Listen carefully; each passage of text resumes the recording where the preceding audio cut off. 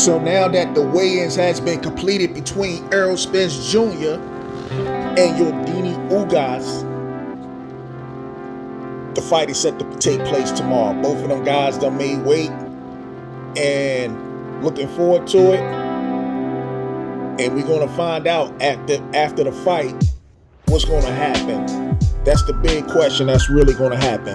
However, I'm going to say this, because I know there's a lot of Errol-sexual fans out there that like to make excuses for Errol Spence and stuff like that. If y'all was to, let's just say, if Errol Spence was to have a bad performance tomorrow, whether he loses or wins, I don't need to hear any excuses coming from the Errol-sexuals. I don't need to hear any excuses coming from Errol Spence, because according to Errol Spence, he said he's 100% for this fight. He said he was better than the night he fought Shawn Porter and Danny Garcia, and there's no lingering injuries from the car accident or the eye detached retina.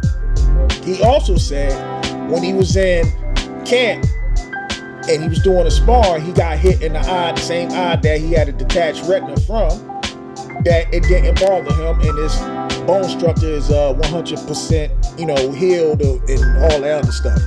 So this is all I gotta say, because I noticed every time Errol Spence doesn't do what he said he's gonna do, i.e., I'm gonna knock out Mikey Garcia, but it didn't happen. Even though he dominated Mikey Garcia, he still didn't manage to knock him out. But his excuse was he wanted to show the world that he could box, and he could box better than Mikey Garcia. Then with Shawn Porter, which he also told the world, and he told it to Terrence Crawford, that why not go the easy route and knock Shawn Porter out? And he also told Shawn Porter to his face that he was going to knock him out. But when the fight happened, it didn't get done. As a matter of fact, that fight went to a decision, a split decision at that, whereas though the knockdown was pretty much the difference of the fight.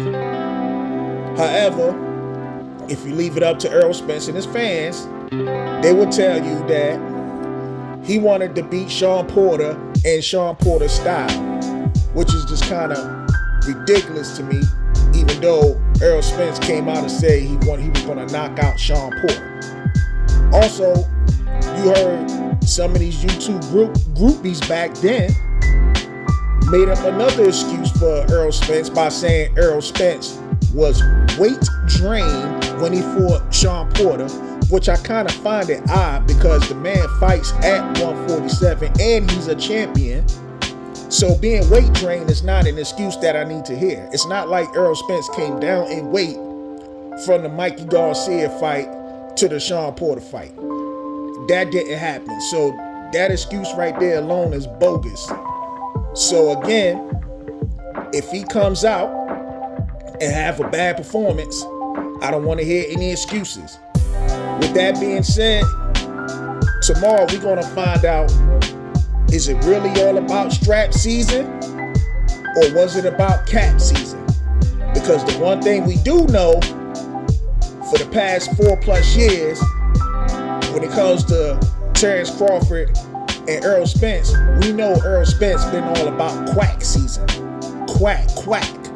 Anyway, hopefully the results come out. Let's just say if Errol Spence does win, best of luck to him. We will see if he calls out Terrence Crawford, not just only on the mic, because everything can sound good on the mic, but actually make the deal happen to make this fight happen. With that being said, peace out.